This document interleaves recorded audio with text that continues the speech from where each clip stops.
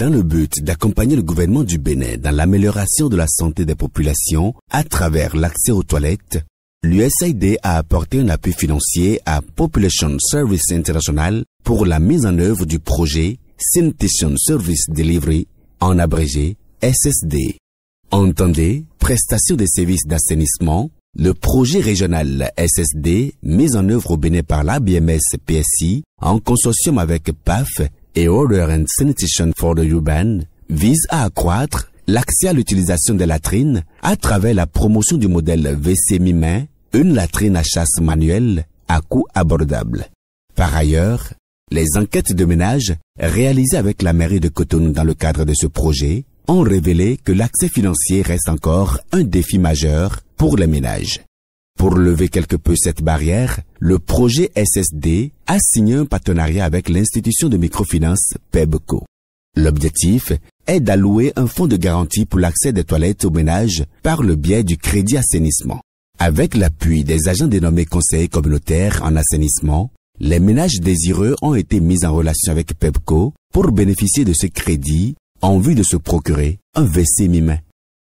Grâce à ce partenariat, les conseillers communautaires du projet SSD ont pu décrocher, en l'espace de 9 mois, plus de 2700 toilettes WC mi-main entièrement construites, impactant plus de 8000 personnes.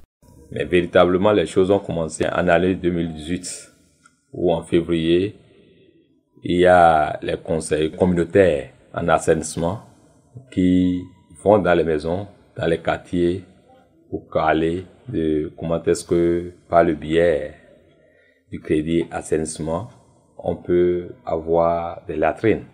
Les chargés de prêt font l'étude et l'analyse, surtout l'analyse de la capacité de remboursement. Et puisque c'est un crédit qui va dans le domaine purement des activités génératives de revenus, il faut voir sur quoi la personne se baserait pour rembourser. Après l'étude, ça passe au comité de crédit. Il y a une organisation qui a été mise en place pour valider les crédits dans le domaine. Et après, il y a le déboursement qui se fait véritablement au profit des bénéficiaires. Si ce partenariat n'avait pas existé, peut-être que ces personnes bénéficiaires auraient continué à se débrouiller avec des toilettes de fortune, polluant ainsi le cadre de vie et partant la santé des populations environnantes. De quoi souligner la réussite de cette expérience qui n'est qu'à son début.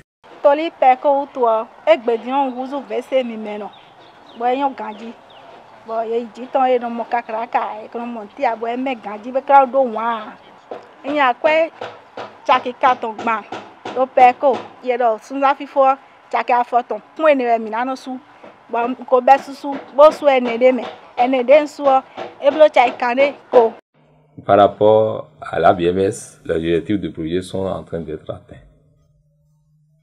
Il s'agira de vulgariser la phase pilote que nous avons connue jusque-là, d'atteindre d'autres communes.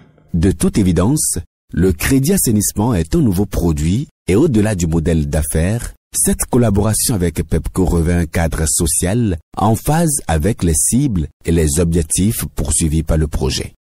Le crédit à l'assainissement, c'est un nouveau produit. Comme le crédit à la construction que nous avons l'habitude déjà de faire, nous les invitons à venir à ce que nous puissions aller dans le champ de crédit assainissement. Et par rapport à PEBCO, c'est que notre vision est en train d'être accomplie, puisque PEBCO se veut être le recours privilégié des populations à faible revenu.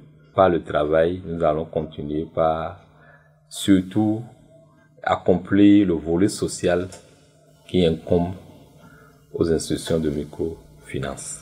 Accompagner les efforts du gouvernement à travers le renforcement du marché d'assainissement au niveau du secteur privé, tel est le but ultime du projet et M.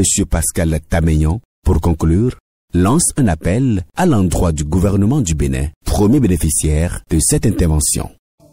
Nous voudrions que le gouvernement puisse apporter de l'appui institutionnel aux institutions qui s'engagent dans le domaine de le crédit assainissement. afin que nous puissions les accompagner à atteindre les objectifs. Et nous voudrions aussi que l'économie verte soit une réalité.